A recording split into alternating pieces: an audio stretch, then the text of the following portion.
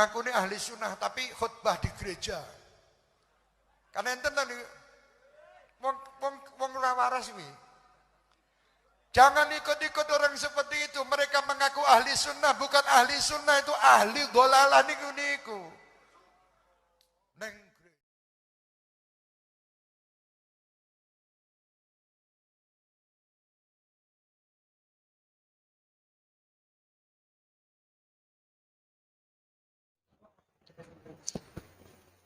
Assalamualaikum warahmatullahi wabarakatuh. Bismillah, alhamdulillah, wassalatu wassalamu ala rasulillah wa ala alihi wa sahbihi wa mawalah.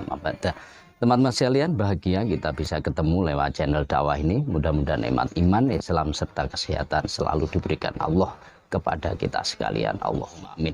Teman-teman sekalian, menanggapi atau memenuhi permintaan beberapa teman tentang fenomena yang terjadi akhir-akhir ini, bahwa Gus Miftah yang baru saja mendapat undangan di sebuah gereja dalam rangka untuk peresmian bersama dengan gubernur. Ketika beliau diminta untuk ceramah atau orasi kebangsaan dan sesamanya di sana. Nah, banyak sekali komentar-komentar setelah itu, bahkan tidak hanya masyarakat tapi beberapa tokoh ini juga memberi penilaian terhadap Gus Miftah.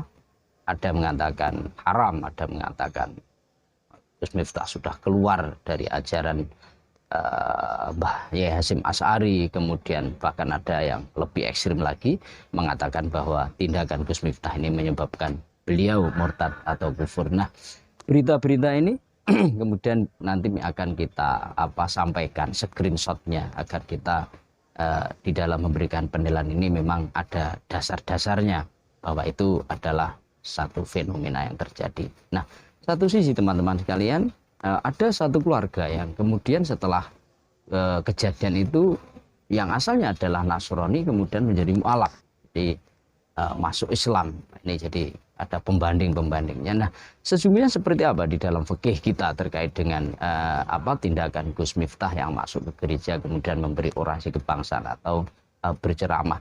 Nah, teman-teman sekalian, masuk gereja di dalam fikih kita itu memang tidak serta-merta itu boleh dan juga tidak serta-merta itu haram, bahkan menjadikan kufur. Dan itu di semua literasi kitab-kitab kuning, kitab-kitab Turas, berdasarkan hadis, berdasarkan Al-Quran, berdasarkan Asharus Sahabah, ini sudah sangat jelas. Jadi yang pada intinya konteks ini adalah paling penting. Jadi tujuannya apa orang masuk ke tempat ibadah non muslim ini, sehingga kalau konteksnya itu adalah sholat, ini maka jelas di dalam Ibnu Qudamah juz 2, nanti bisa dicek, nanti akan kita sampaikan screenshotnya.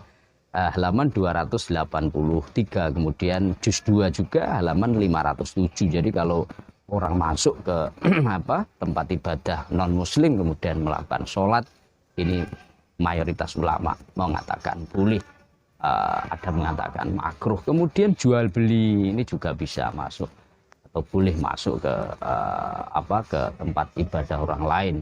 Bahkan di dalam Asharus Sahabah nanti akan kita sampaikan juga di dalam screenshot akhir pembahasan bahwa dulu pernah Sayyidina Umar beserta Sayyidina Ali dan rombongan ini di dalam kitab Futuhatus Syam. Jadi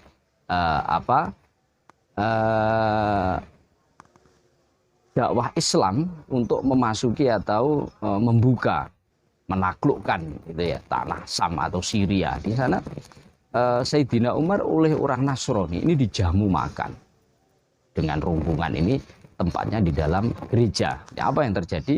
Sayyidina Umar pada saat itu enggan, tapi kemudian menyuruh Sayyidina Ali dan rombongan yang lain untuk masuk dan menerima jamuan itu. Ini tentu hampir mirip dengan Rasulullah yang menolak untuk mensolati sahabat yang tidak mau membayar zakat, membayar hutang atau semacam koruptor lah. Tapi satu sisi Rasulullah juga memerintahkan sahabat untuk mensolati. Itu artinya apa? Ada penjeraan atau paling tidak istidlalnya adalah hukumnya makruh, tidak nyaman Sayyidina Umar. Tapi satu sisi dia juga memerintahkan kepada Sayyidina Ali dan rombongan untuk mengikuti jamuan makan dalam gereja. Di dalamnya ini ada surah Al-Muharramah atau Al-Munkarat, ada gambar-gambar yang mungkar seperti umumnya gereja. Dan ini tidak masalah Sayyidina Ali. Nah, oleh sebab itu teman-teman sekalian, masuk gereja ini sekali lagi tentu konteksnya apa. Nah, coba kita kemudian hubungkan dengan Gus Miftah. Apa yang terjadi? Nah, ada di dalam kitab Jamal, jadi Sulaiman Jamal mensyarahi kitab Syarhul Manhaj karya Syekh Zakaria Al-Ansori. Di sini jelas nanti di halaman 157 juz 1.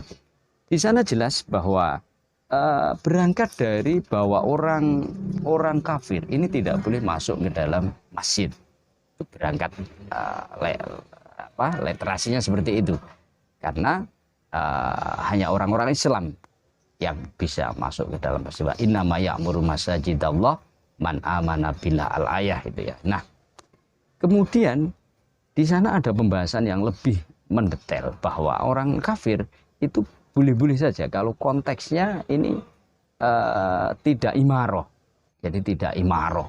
Yang tidak boleh itu imaroh. Jadi meramaikan masjid ya, dengan ibadah dan lain sebagainya. Jadi sehingga dari sini kemudian oleh sebagian ulama, kalau masuknya orang kafir ke masjid itu kan imaroh, semisal dalam rangka minta fatwa atau ada maslahah kepada kita, misalnya dia seorang tukang membangun masjid begitu, yang membenahi kerusakan-kerusakannya di masjid, maka boleh diperbolehkan. Nah, kemudian di endingnya di sini dijelaskan waduhuluna amakinahum kadzalik. Jadi kita masuk ke dalam tempat ibadah orang lain itu sama seperti mereka masuk ke dalam masjid. Artinya pertama harus ada izin dari mereka, yang kedua adalah ada maslahah bagi kita. Nah, tentu di sini maka sedikit akan bisa menjawab persoalan kita bahwa orang Islam masuk ke dalam masjid, maka bisa kita pelah paling tidak menjadi tiga. Yang pertama adalah haram, bahkan bisa murtad. Ini apabila masuknya tidak ada hajat, jadi tidak ada maslahah yang kembali kepada dirinya, tidak kembali kepada Islam, bahkan nanti bisa kufur apabila dia mengikuti ibadah mereka. Ini tentu haram minimal, bisa kufur karena ridho bi kufrihim kufrun, ridho terhadap kebenaran agama mereka, bahkan mengikuti beribadat mereka, ini menyebabkan orang menjadi murtad. Yang kedua adalah orang masuk ke tempat ibadah non muslim, tapi tujuannya tujuan duniawi, jadi seperti menjadi tukang pembangunan gereja umpama begitu, atau jual beli dalam gereja. Maka penjual ini, jadi taruhlah pas misa dan oleh pengelola gereja boleh orang jualan di dalam, ada kegiatan di dalam, kemudian kita jual, maka ini boleh. Yang ketiga adalah ini tentu dianjurkan apabila konteksnya adalah diizini, kemudian ada maslahah kepada kita,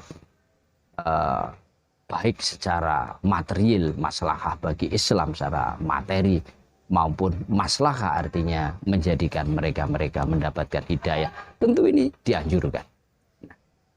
Dan ini sesungguhnya peristiwa terulang. Dulu kita sudah pernah pernah punya peristiwa seperti ini, heboh seperti ini, kalau tidak salah 20-25 tahun yang lalu ya, saat Pak Said Akil Siroj ini pernah ceramah di Masjid Al-Gon Surabaya kalau tidak salah pada saat itu. Dan ini terulang lagi. Nah, oleh sebab itu teman-teman sekalian sudah clear, maka sekali lagi apa yang dilakukan oleh Gus Miftah ini hakikatnya sesungguhnya kita juga tidak tahu, karena ada hal yang hubungannya variabelnya adalah hati, apa tujuan beliau, keyakinan beliau, tapi kita husnudon bahwa untuk urusan tujuan, niat, kemudian hatinya sesuai dengan pengakuannya, kita katakan secara husnudon bahwa itu selamat. Nah, kemudian yang kedua adalah konteksnya, beliau yang disampaikan adalah juga wawasan kebangsaan, tentu di sana ada dakwah, ini juga kita husnudon, maka dalam posisi seperti itu maka ini juga diperbolehkan, sama seperti Pak Anies Baswedan yang juga memberi sambutan pada saat itu. Tentu konteksnya adalah bukan bukan hal-hal yang berkaitan dengan pembenaran terhadap agama mereka. Nah, oleh sebab itu maka saya kira sudah clear, dan nanti akan kita sampaikan referensi di belakang. Tapi kita ingatkan peristiwa seperti ini, sekalipun itu tujuannya baik, imannya tidak goyah, saya kira seorang pendakwah ini lebih baik atau seyogianya tidak berdakwah di dalam gereja. Buktinya ini dampak-dampak efek negatif ya, ini timbul seperti ini, tidak hanya menjadi pergunjingan, bahkan ini bisa mengancam terhadap kesatuan dan persatuan tokoh-tokoh Islam, sehingga kehidupan yang kita dambakan Islam ini kuat, satu, ini nampaknya juga terusik. Oleh sebab itu sekali lagi ini kita husnudon bahwa, dan fikihnya itu juga menjawab bahwa masalah ini Gus Miftah sudah tidak kita permasalahkan dalam sisi fikihnya, tapi sekali lagi efek-efek ini sebaiknya bisa kita hindari dengan cara apabila tidak terpaksa, tentu dakwah ini tidak harus di dalam gereja tapi bisa di luar gereja. Demikian, mudah-mudahan bermanfaat. Wallahu muwaffiq ila aqwamit thoriq. Assalamualaikum warahmatullahi wabarakatuh.